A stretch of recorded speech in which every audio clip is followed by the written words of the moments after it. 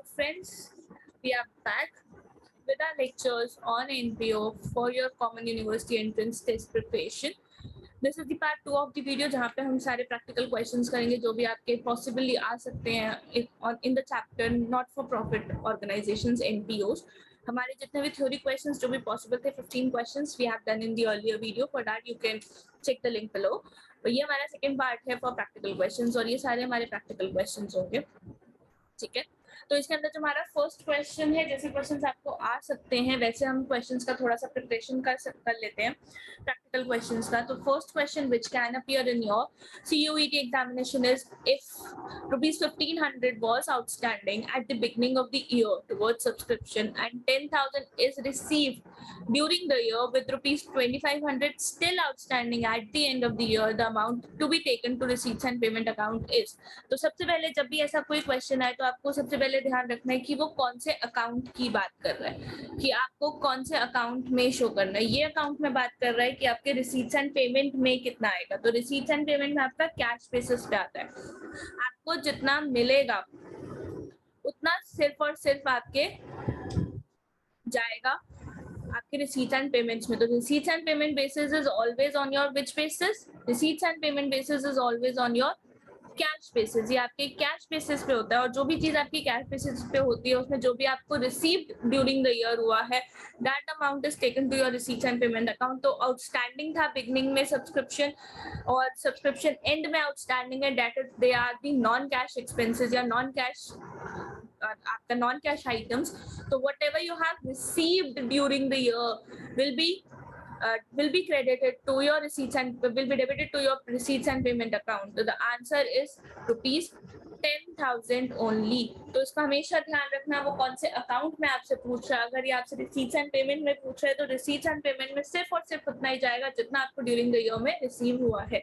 Outstanding का receipts and payment में कोई लेना देना नहीं है. 10,000 रिसीव हुआ है, 2,500 स्टिल आउटस्टैंडिंग है, 1,500 आपका पिछले साल का आउटस्टैंडिंग था, हमें उससे कोई लेना देना नहीं है. हमें सिर्फ और सिर्फ देखना है कि कितना हमारा इस साल में रिसीव हुआ कैश बेसिस में, वो सारा का सारा हमारा रिसीट्स एंड पेमेंट में जाएगा. यही आंसर डिफर हो जाता है अगर यहाँ पे आपका इनकम एंड एक्सपेंडिचर अकाउंट में लिखा होता. कौन से अकाउंट में दिखाना है उसका आपको अच्छे से ध्यान देना है और उसके हिसाब से आपको क्वेश्चन करना है. Then your next question, the receipts and payment account shows the following details. Subscription में एरियाज हैं, एरियाज मतलब आउटस्टैंडिंग सब्सक्रिप्शन है 500, करंट में आपको रिसीव है 10,500, एडवांस आपको रिसीव हुआ है 800, 1,200 मेंबर्स हैं जो 10 रुपए के हिसाब से एनुअल सब्सक्रिप्शन पे करते हैं और आपने निकालना है कितना इनकम एंड एक्सपेंडिचर अकाउंट में जाएगा. तो जिसमें जाएगा उसको पहले कर दो, income and expenditure account. Income and expenditure account आपका कौन सा होता है? इनकम एंड एक्सपेंडिचर अकाउंट आपका फॉर द ईयर होता है और जो भी आपका फॉर द ईयर होता है वो फॉर द ईयर में आपका इस साल से कितना रिलेटेड है वो जाता है. तो subscription areas outstanding subscription is 500, current में आपको मिली है 10,500 और जिसमें से एडवांस है 800. टोटल आपको मिलनी चाहिए थी 1,200 मेंबर्स से 10 रुपए, दैट इज 12,000. आपको इतना मिलना चाहिए था जिसमें पिछले साल का एरिया था 500, करंट में आपको एक्चुअल में रिसीव हुआ 10,500, एडवांस था आपका 800. तो जो आपका क्रेडिट होगा, अगर मैं इसका शॉर्टकट बताऊं तो जितना आपका क्रेडिट होगा वो वही होगा जो आपके मेंबर्स ने आपको पे करा है, whether it is outstanding, whether it is advance और वेदर करंट में रिसीव हुआ या नहीं हुआ. तो शॉर्टकट तरीका जितना आपके मेंबर्स ने आपको पे करना है वो आपके इस साल की इनकम होगी, क्योंकि वो फॉर द ईयर है. तो इसका आंसर वुड बी ₹12,000 ओनली. तो इनकम एंड एक्सपेंडिचर में आपसे उसने कुछ नहीं पूछा कि एडवांस में कितना जाएगा, आउटस्टैंडिंग में कितना जाएगा. ही इज जस्ट आस्किंग कि आपके इनकम एंड एक्सपेंडिचर अकाउंट में कितना क्रेडिट होगा. तो इनकम एंड एक्सपेंडिचर अकाउंट में जितने मेंबर्स हैं, जितने आपको सब्सक्रिप्शन दे रहे हैं, ऊपर कोई भी इन्फॉर्मेशन दी है, एडवांस है, आपका आउटस्टैंडिंग है, कितना रिसीव है, हमारे लिए कुछ नहीं. हमारे इनकम एंड एक्सपेंडिचर में जितने हमारे मेंबर्स हैं उसके हिसाब से ही हमारे सब्सक्रिप्शन अकाउंट में जाएगा and income and expenditure account. तो subscription account income and expenditure account में सिर्फ और सिर्फ सब्सक्रिप्शन का आपका ₹12,000 ही क्रेडिट होगा. Then we have our next question. Income and expenditure account shows a subscription at 10,000. ठीक है, इनकम एंड एक्सपेंडिचर में सब्सक्रिप्शन शो हो रही है 10,000. Subscription accrued in the beginning of the year and at the end of the year were 1,000 and 1,500 respectively. The figure of subscription received appearing in the receipts and payment account, ये आपको निकालना है.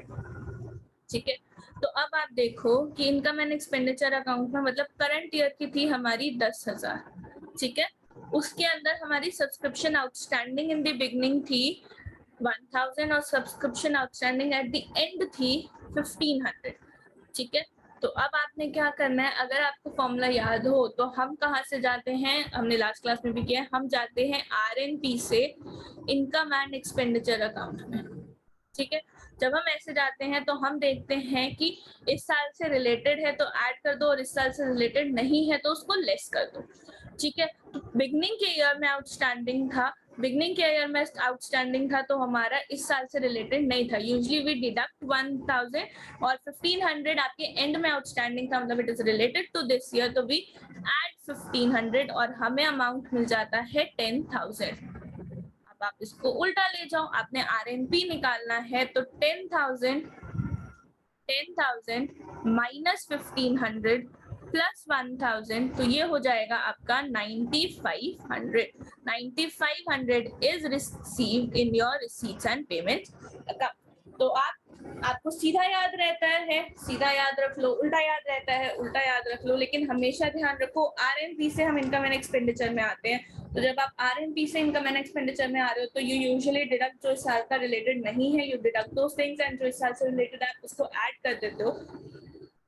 Same, आपको रटने की जरूरत ही नहीं, आप ऐसे ही आ जाओ और उल्टा जाना है तो उसको उल्टा ले जाओ, कोई फर्क नहीं पड़ता.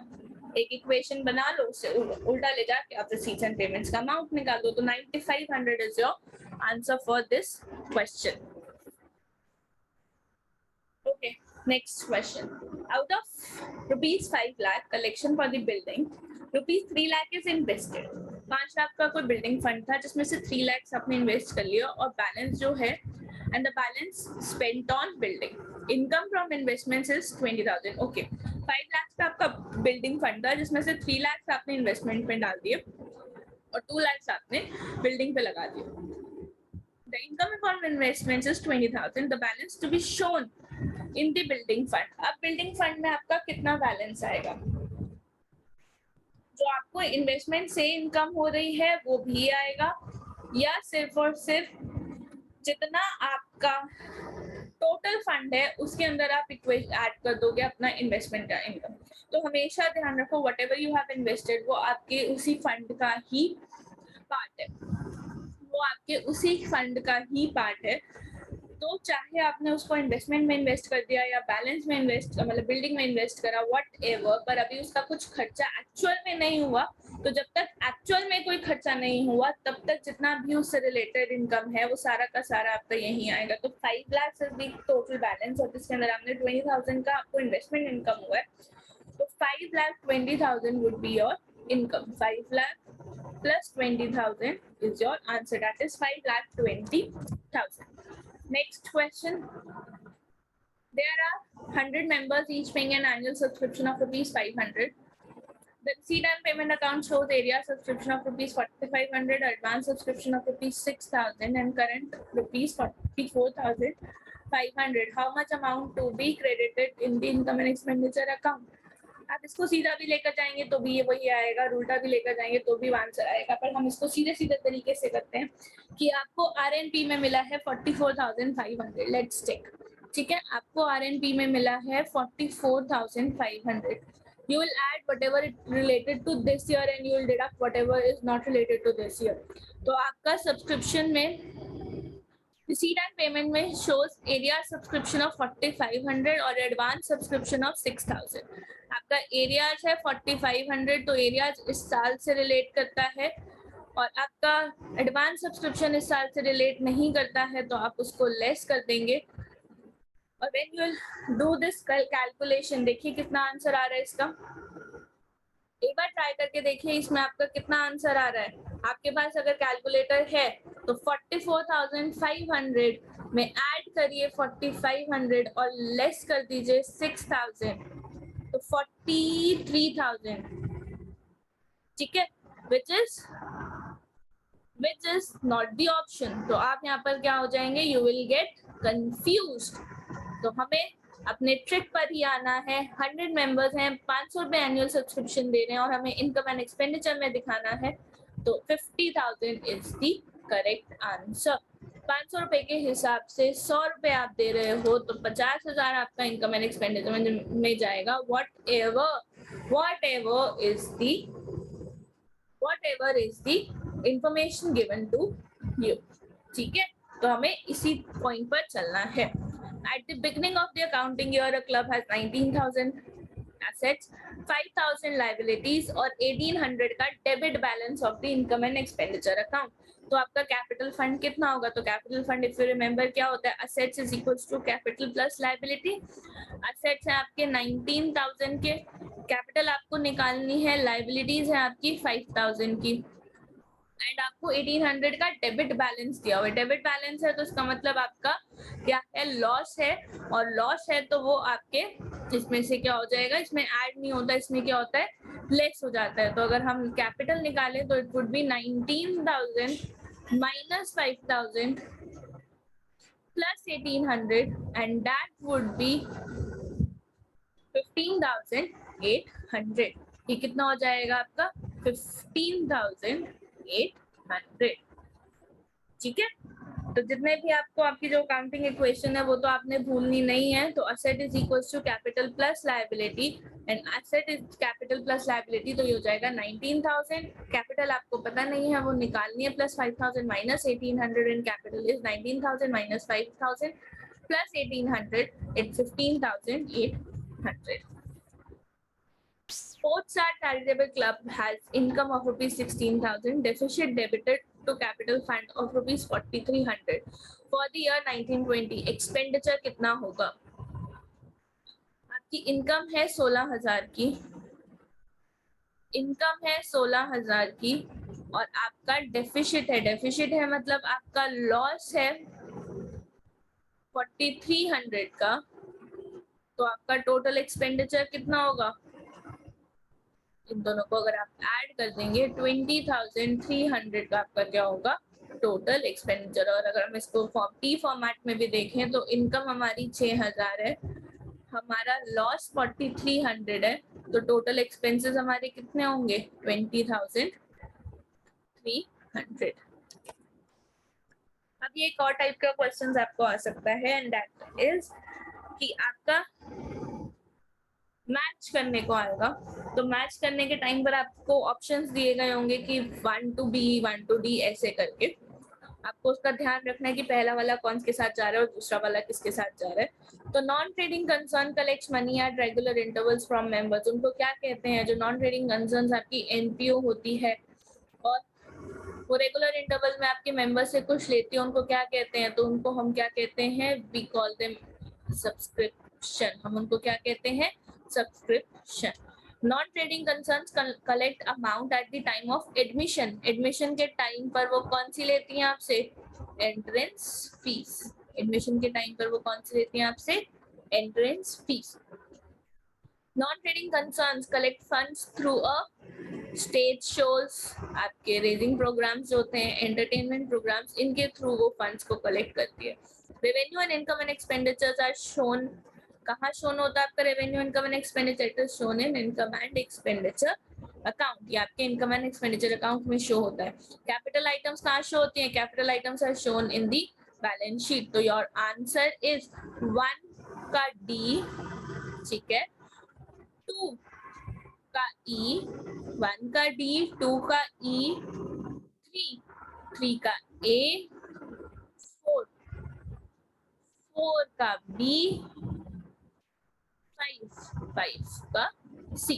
ये आंसर होगा आपका और ये आपको ऐसे ऑप्शंस में दिया गया होगा. आपको ध्यान रखना है, टिक करते जाना है कौन सा किसके साथ मैच कर रहे हैं, तो आप अपने उसी ऑप्शन पर पहुंच जाएंगे. तो this kind of questions can also appear in your examination. Next, given stock of stationery on 1st January is rupees 400 का उनका स्टॉक का ओपनिंग स्टॉक है. Stock of stationery on 31st December is 100 rupees. Closing stock is your 100 rupees. Payments कितनी करी है? Payments करी है हमने ड्यूरिंग द ईयर 1200 की, और अभी भी क्लोजिंग क्रेडिटर्स हमारे पास खड़े हैं 150 के. तो आपको निकालना है इनकम एंड एक्सपेंडिचर अकाउंट में कितना जाएगा. तो इनकम एंड एक्सपेंडिचर अकाउंट में आप डालेंगे कैसे? Normal formula, opening stock plus whatever the purchases is minus closing stock, वो आपका इनकम एंड एक्सपेंडिचर अकाउंट में जाएगा.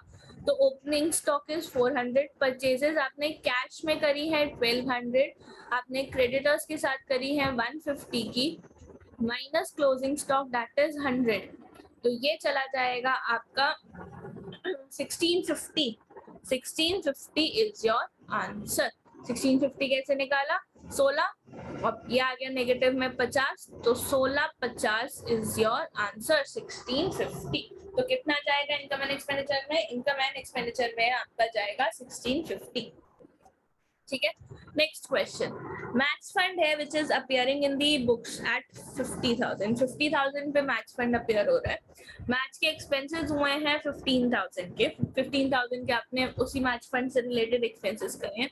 तो जो बैलेंस 35,000 है वो कहाँ जाएगा? Any fund which is appearing in your balance sheet, वो ऑब्वियसली आपकी लायबिलिटी साइड पे होता है, और आप उसमें से खर्चा कर रहे हो एंड बैलेंस अभी भी उसका पॉजिटिव ही है, तो वो अभी भी आपके लायबिलिटी साइड में ही जाएगा. It will be appearing, it will appear in the liability side of your balance sheet.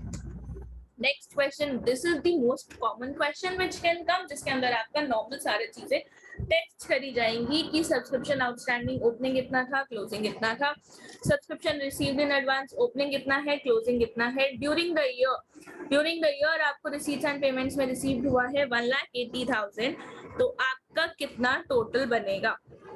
ये क्वेश्चन आपको फुल फ्लेज आ सकता है, और इस क्वेश्चन का आपके लिए सिर्फ और सिर्फ वही एक फॉर्मूला है जो आपने पूरा 12th क्लास में भी अच्छे से करा हुआ है कि रिसीट्स एंड पेमेंट्स अकाउंट से स्टार्ट करके eight whatever is related to this year less whatever is not related to this year, जो भी आपका आंसर आएगा वो आपके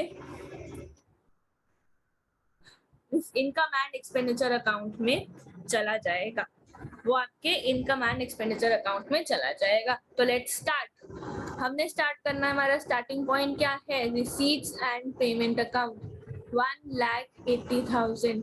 okay, let's start. Add items, less items, add item. Subscription outstanding in the beginning, subscription beginning में outstanding था. Beginning का outstanding हमारा इस साल से रिलेटेड नहीं है, तो हम उसको क्या कर देंगे? बिगनिंग का आउटस्टैंडिंग हम इस साल से रिलेटेड नहीं है, तो हम उसको लेस कर देंगे. 45,000 विल बी डिडक्टेड.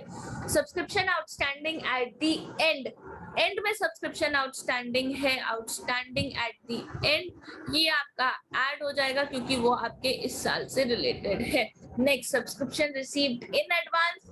एडवांस आपको 2021 में रिसीव हुआ था, तो 2021 का एडवांस आपके इस साल से रिलेटेड था, तो इस साल से रिलेटेड था, तो add advance in the beginning.